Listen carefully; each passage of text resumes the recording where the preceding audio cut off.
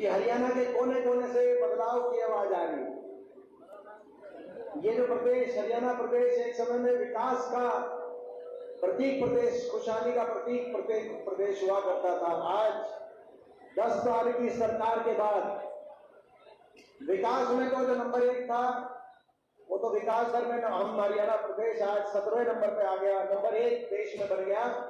तो आज बेरोजगारी में हरियाणा प्रदेश नंबर 1 बन गया। पढ़े लिखे बच्चों को रोजगार नहीं, ना सरकारी नौकरी रही, ना निजी कोई इतनी कोई इन्वेस्टमेंट आई। बेरोजगारी में देश में नंबर 1 हरियाणा।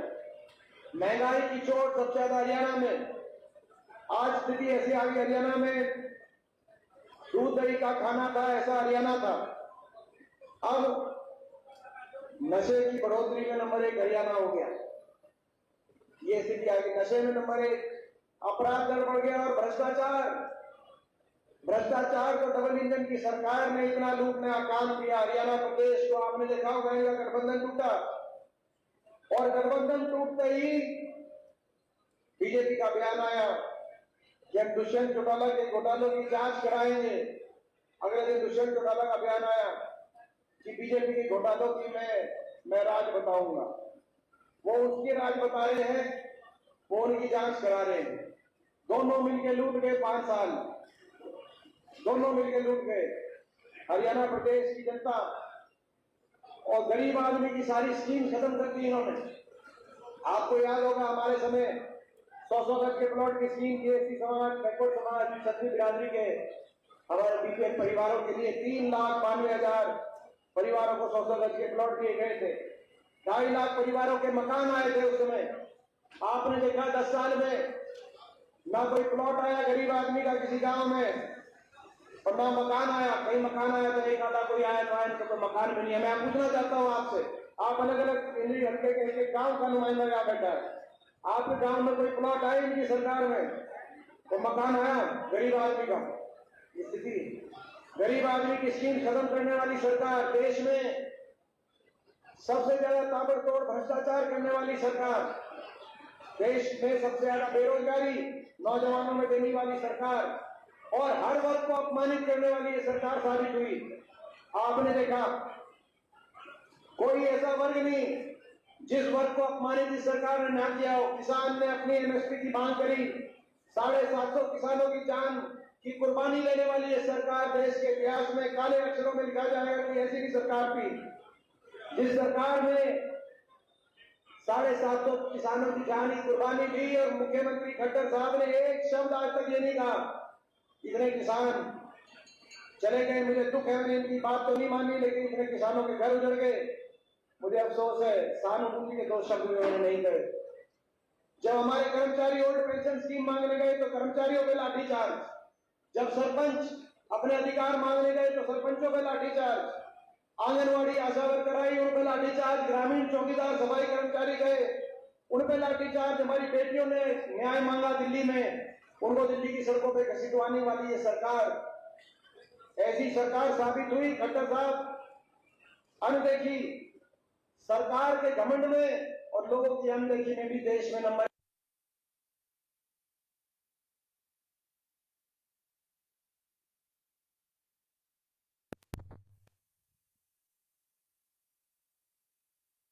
आखिरी 6 महीने में जनसंवाद के नाम से उन्होंने प्रोग्राम किया, आपने देखा होगा, मगर वो जनसंवाद था कि जन अपमान था।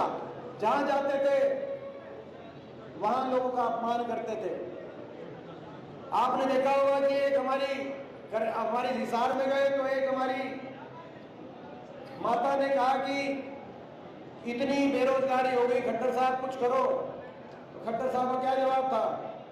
कहा कि इसको चंद्रयान में बिठाकर इसको चांद भेज दो। सुना होगा आपने, सुना होगा कि एक हमारी सिरसा में एक हमारी माता ने सिरसा में कहा कि मेरा 21 साल का बच्चा चला गया नशे से। बीजेपी वाले नशा बिकवाने का काम कर रहे हैं, उनके खिलाफ कार्रवाई कराओ। तो खट्टर साहब का जवाब था इसको उठा के बाहर कर दो, सभा से इसको उठा के बाहर फेंकवा दो। करनाल में आए तो जब जनसंवाद में भीड़ हुई तो कहा ये जो कमांडो है, ये कमांडो मैंने ऐसे ही नहीं दिए, ये कमांडो धक्के मारने काम आएंगे, धक्के मार के आपको बाहर कर देंगे। अरे खट्टर साहब, सरकारें हमारी भी रही, हुड्डा साहब मुख्यमंत्री रहे, कमांडो तो दूर की बात है, कमांडो तो मैंने जीवन में नहीं देखा, मैं भी सांसद रहा, मैंने जनता के लिए धक्के खाए होंगे, किसी को धक्का मारने की तो दूर की बात है। लेकिन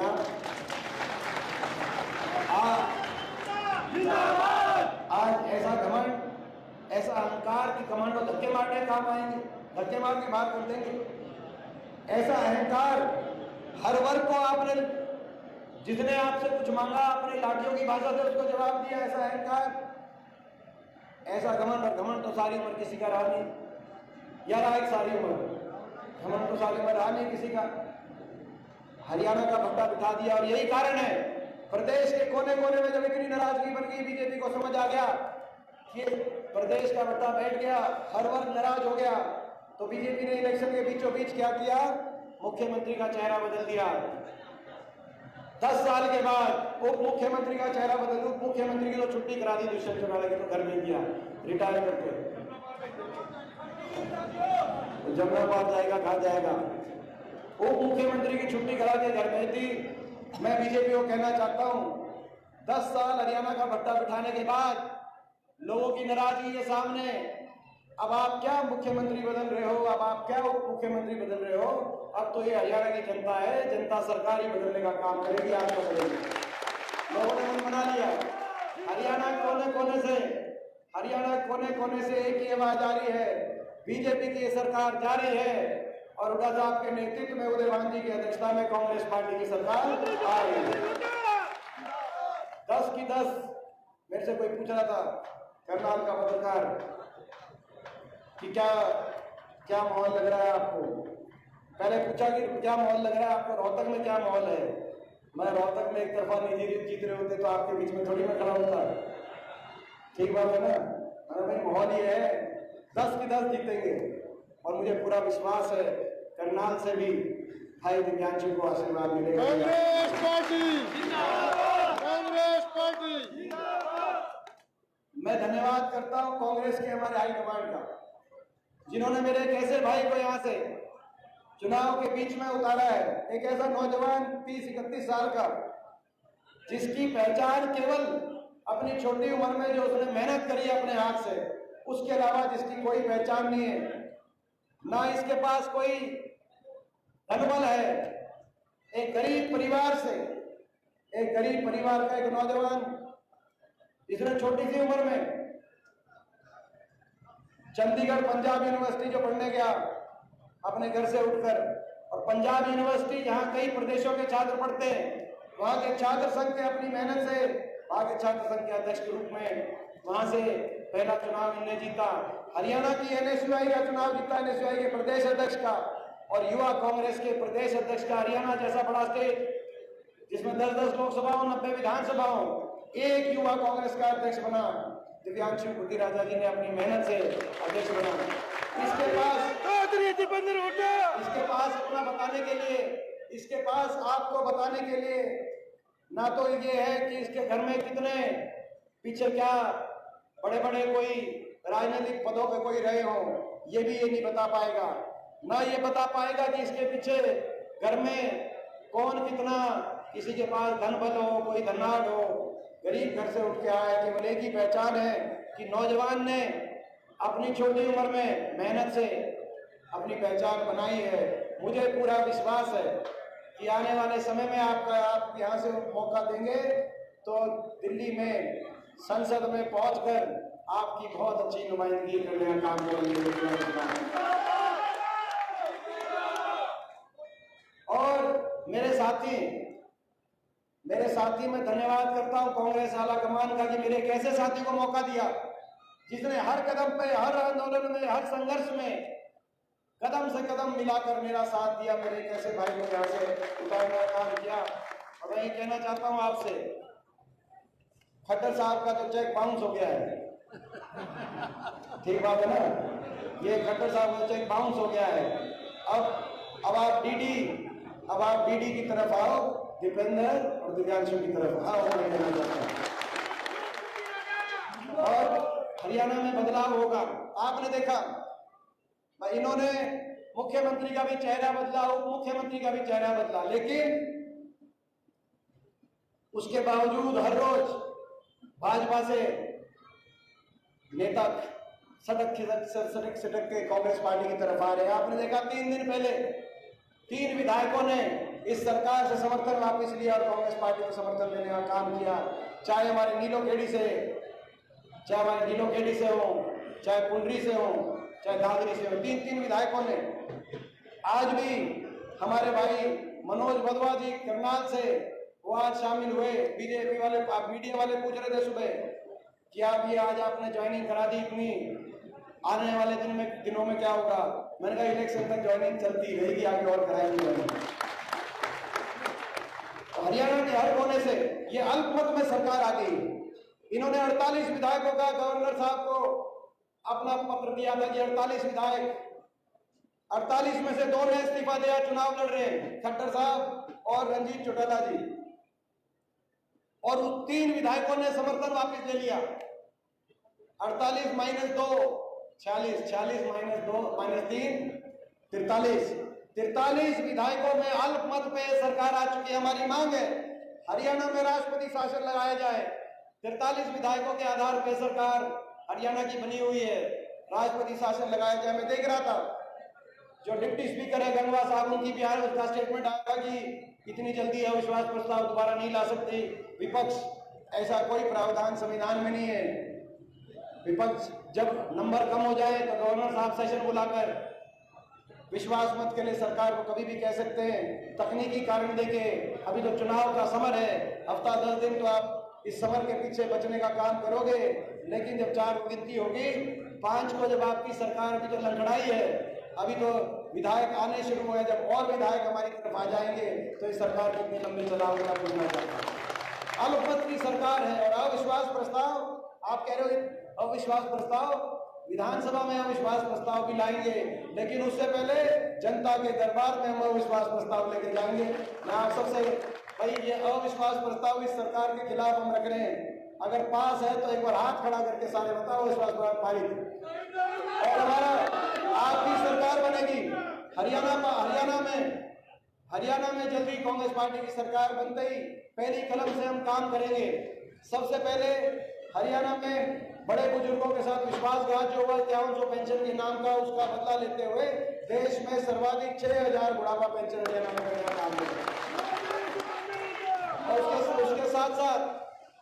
उसके साथ साथ हमारी महिलाओं के लिए महालक्ष्मी योजना लेके आएंगे। हर घर में एक महिला को हर घर में जो कामकाज संभालती है, जिसमें बीजेपी की महंगाई की मार हुई है, उस महिला को 8500 रुपए की पेंशन उस महिला का बनवाने का काम करेंगे महालक्ष्मी योजना। इसके साथ साथ जो हिमाचल प्रदेश की कांग्रेस पार्टी की सरकार के तर्ज पर, कर्नाटक की कांग्रेस पार्टी की सरकार और दिल्ली की तर्ज पर 300 यूनिट बिजली का माफ करने का काम करेंगे। महंगाई से कवच मिले। किसान को हम MSP गारंटी देने का काम करेंगे, कर्मचारी गोल्ड पेंशन स्कीम देने का काम करेंगे, और 2 लाख सरकारी पद जो इस सरकार ने खत्म कर दिए अपने नौजवानों के लिए, जिसकी वजह से आज बेरोजगारी इतनी कि आज विदेश में पलायन कर रहे हैं। आज नशे की तरफ हरियाणा नौजवान जा रहा है, आज डिप्रेशन की तरफ जा रहा है, विदेशों में पलायन करने के लिए मजबूर हो रहे हरियाणा नौजवान। 2 लाख सरकारी पदों की पहली कलम से पारदर्शी और समयबद्ध रूप से भर्ती करके नौजवानों को रोजगार के अवसर देने का काम करेंगे। हरियाणा को दोबारा से विकास की, खुशहाली की, सुख शांति समृद्धि की के रास्ते पे लेकर देश में सबसे आगे जाए हरियाणा, ये हमारा संकल्प है। और उस संकल्प के लिए हम आपसे आशीर्वाद मांगते हैं। बीजेपी के पास लड़ाई लड़ने के लिए बहुत कुछ है। बीजेपी के पास 2 खट्टर साहब जो लड़ाई लड़ रहे हैं इस लोकसभा क्षेत्र से, खट्टर साहब के साथ 2 सरकारें आएंगी, दिल्ली की भी सरकार आएगी, चंडीगढ़ की भी सरकार आएगी। मीडिया भी इनकी जेब में है, ज्यादातर मीडिया, सारा नहीं, लेकिन आपको पता है ज्यादातर मीडिया, गलत तो नहीं कह रहा मैं, तो कोई मीडिया वाला पूरा मान जाए। तो भाई सरकारें भी इनके पास है, मीडिया भी इनके पास है, और पैसा भी, धनबल भी छुट्टी का इकट्ठा कर लिया, इतना चंदा ले लिया। सुप्रीम कोर्ट ने जब कहा तो जो निकला, जितना निकला उसी में बात समझ में आ गई, इतना चंदा ले लिया। बीजेपी ने तो नया नारा दे दिया देश में, नया नारा दे दिया देश में, जो देगा हमें चंदा जो देगा बीजेपी को चंदा उसको देगी बीजेपी धंधा, और जो नहीं देगा चंदा, जो बीजेपी को नहीं देगा चंदा, उसको मारेंगे ईडी का डंडा। आपने देखा दो मुख्यमंत्री अंदर कर रखे थे, अरविंद केजरीवाल जी और हमारे हेमंत सोरेन जी, दो मुख्यमंत्री प्रजातंत्र अगला घोटना काम कर रहे हैं। आज संविधान को कह रहे हैं, बाबा साहब के कह रहे हैं, बाबा साहब के संविधान को तोड़ेंगे। 400 का हमने इसीलिए नारा दिया है। मैं बीजेपी वालों को कहना चाहता हूं, बाबा साहब के संविधान में तो हम आज भी नहीं आने देंगे, तोड़ेंगे तो बीजेपी के घमंड को हम तोड़ेंगे। याद करेंगे भाई इनके पास पैसे की कमी नहीं, चंदा इतना ले लिया। कोरोना के टीका लगाने वाली कंपनी से भी चंदा ले लिया 450 करोड़।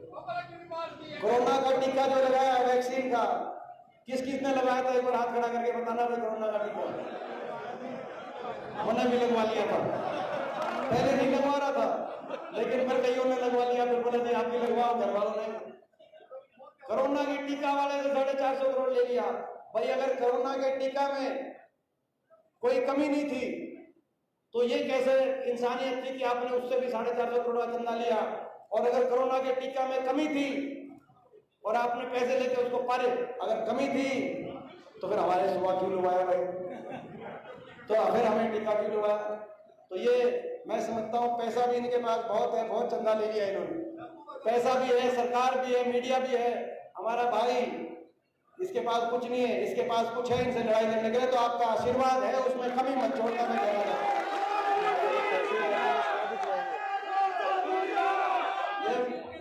इसके पास आपका आशीर्वाद है, उस आशीर्वाद में कमी मत छोड़ना। मैं आपको लेकर एक बार हाथ उठा के बताओ, आशीर्वाद में कमी नहीं। इलेक्शन को समझ के रखना। मैं भी बहुत पहला इलेक्शन जब मैंने लड़ा तो मैं भी 26 साल का था। 26 साल का था। जज्बा है इसके पास, जज्बा इसके पास जज्बा है, अपनी मेहनत है, अपनी ईमानदारी ये है। तो इस काम अगर जज्बे को संभाल के रखना, यहाँ से आपका आशीर्वाद मिल गया तो मैं आपको विश्वास दिलाता हूँ एक दिन देश में आपके मान सम्मान को ऊपर करने का काम करेगा।